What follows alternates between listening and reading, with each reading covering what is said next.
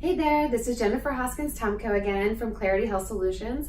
I am answering a question that's frequently asked today, and the question is, are mental health problems permanent?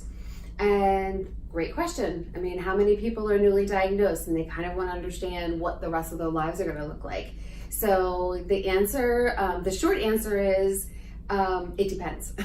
So I just learned today from Dr. Karen Severson, which was a great conversation, that she was on iHeartRadio today, is doing the taping for Saturday, August 3rd's, I think, August 3rd's taping.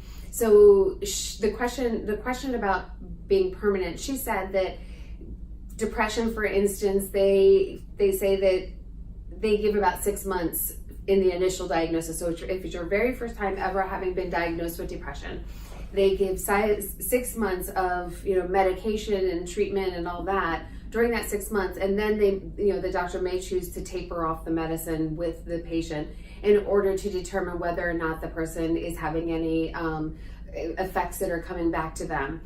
And then if they are, they'll go back on the medication and then try again later. So ultimately with depression, for instance, it is 3 episodes. She called it 3 strikes you're out, where you get to the 3rd episode and you, if you have depression that time, then they say that you probably need to be on medication permanently.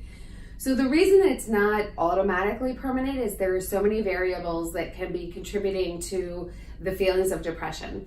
A big adjustment, a life transition, just moods and crankiness. Teen years are really tough with hormones.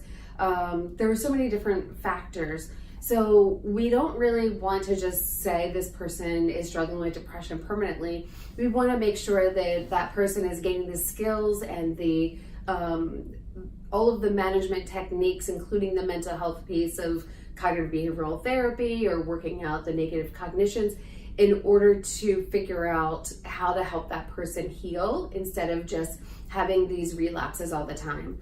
So trauma, for instance, trauma doesn't have to be a permanent issue. It can be something that is treated and resolved, and then we can potentially move on. Not to say that we're ever going to forget that event, but we are going to learn skills in order to cope with it and to think about it in a different way. So I guess it's like that with a lot of diagnoses, where it might come back to some degree, but hopefully we have the skills to know how to maintain it at that point. There are a few diagnoses that are diagnosed just as being very temporary initially, like based on the diagnosis, like adjustment disorder is considered usually very temporary. The reason for that is it really is some life event that's happening. It could be a loss, like grief, going through a process of adjusting to our lives after that person's gone from our lives, and trying to figure out how to cope with life without them, or moving to a different state. I mean, we could go on and on, all the things that could qualify. So usually that is temporary. Then we also have acute stress disorder, which is the first 4 weeks after a traumatic event. We call it acute stress disorder if people are under the symptomology of flashbacks and things like that. So after 4 weeks, if the symptoms continue, then it's now called PTSD. But even PTSD is something that can be healed from through a lot of work. Medications alone will not do it. That just masks it. It has to be a therapeutic intervention along with medication. So the same way I'm saying that, on other things, we really need medication, and the mental health work that we do isn't going to work solely on its own. So sometimes with extreme anxiety and depression and mood disorders, sometimes we need medication in order to help us feel stable enough in order to actually work on the issue. So it depends on the severity of the symptoms. Lastly, I want to say that there are some diagnoses that are permanent, and not in a stigma kind of way. I'm not putting them down. It's just something that we have to be aware of, that that medication is really important, and some of those might be schizophrenia is a big one, bipolar's a big one when it comes to the progressive illness of those diseases. Now, while I say that, that doesn't take away the hope. There's a spectrum of people's diagnoses on or severity on either end.